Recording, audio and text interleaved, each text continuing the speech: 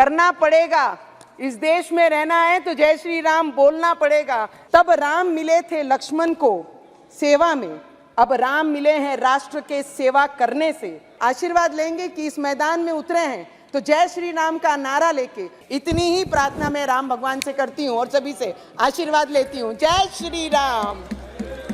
करना पड़ेगा, इस देश में रहना है तो जय श्री राम बोलना पड़ेगा, क्योंकि इस देश के लोगों ने पिछले कई वर्षों से राम भगवान जी के मंदिर के लिए जो आस्था लगा के बैठी थी, इनके नसीब में नहीं थी। वो जिन्होंने, राम जी ने खुद, ये क्या निश्चिंत करेंगे राम भगवान के मंदिर का और राम भगवान जी के समय का, ये तो भगवान ने खुद हमारे देश के प्रधानमंत्री को चुना है कि जिनके हाथ से ये होना था और इस देश में हुआ है, पूरे विश्व ने वो देखा है। सर आज जय श्री राम।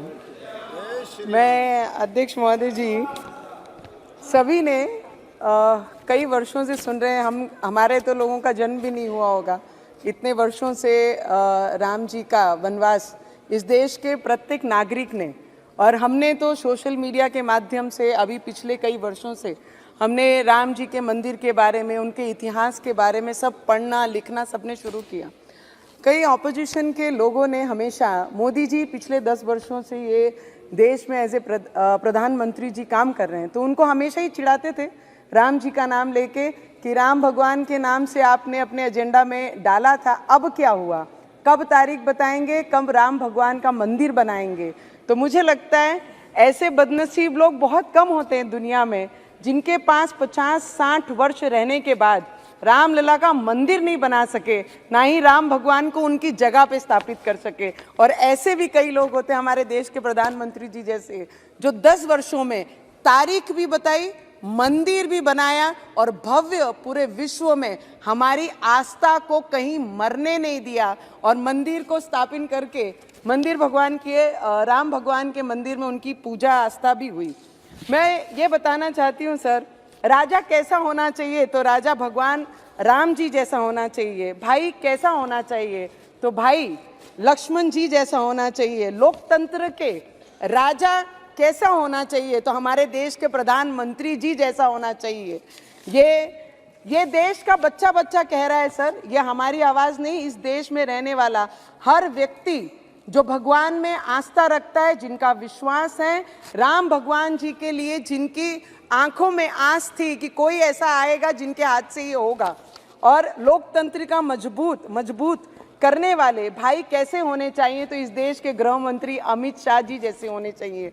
सर अभी मैंने एक ओवीसी जी को बोलते सुना कि पुरुषोत्तम मर्यादा राम जी के बारे में, कि हम उनका आदर करते हैं, सत्कार करते हैं, सम्मान करते हैं। करना पड़ेगा, इस देश में रहना है तो जय श्री राम बोलना पड़ेगा, क्योंकि इस देश के लोगों ने पिछले कई वर्षों से राम भगवान जी के मंदिर के लिए जो आस्था लगा के बैठी थी, इनके नसीब में नहीं थी। वो जिन्होंने, राम जी ने खुद, ये क्या निश्चिंत करेंगे राम भगवान के मंदिर का और राम भगवान जी के समय का, ये तो भगवान ने खुद हमारे देश के प्रधानमंत्री को चुना है कि जिनके हाथ से ये होना था और इस देश में हुआ है, पूरे विश्व ने वो देखा है। सर बहुत सुंदर है सर, 4 लाइन कहना चाहूंगी मैं कि तब राम मिले थे लक्ष्मण को सेवा में, अब राम मिले हैं राष्ट्र के सेवा करने से।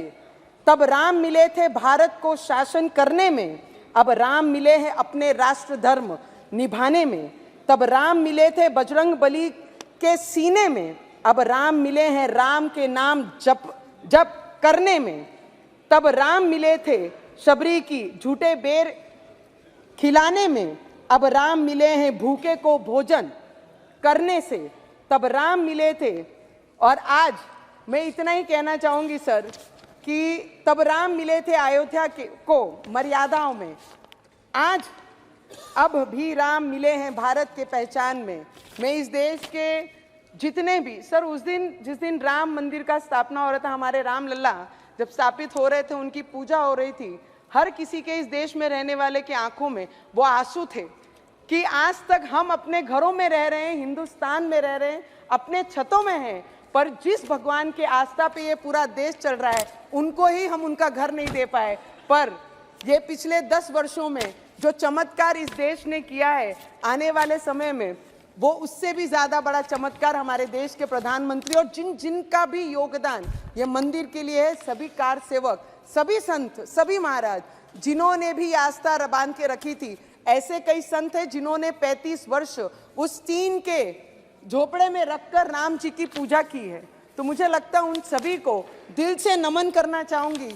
हम इतने बड़े नहीं कि उन्हें नमन भी कर पाए, क्योंकि जिनके रक्तों से वो एक एक ईंट बनी है, मुझे लगता है उनको नमन करने से उनका भुगतान नहीं होगा। पर इस पार्लियामेंट में हमारे देश के प्रधानमंत्री जी, हमारे देश के गृह मंत्री जी और जितने भी पार्लियामेंटेरियन यहाँ पर बैठे हैं, ये आज का इस टर्म का, इस समय का आखिरी पार्लियामेंट स्पीच हमारा सभी का है।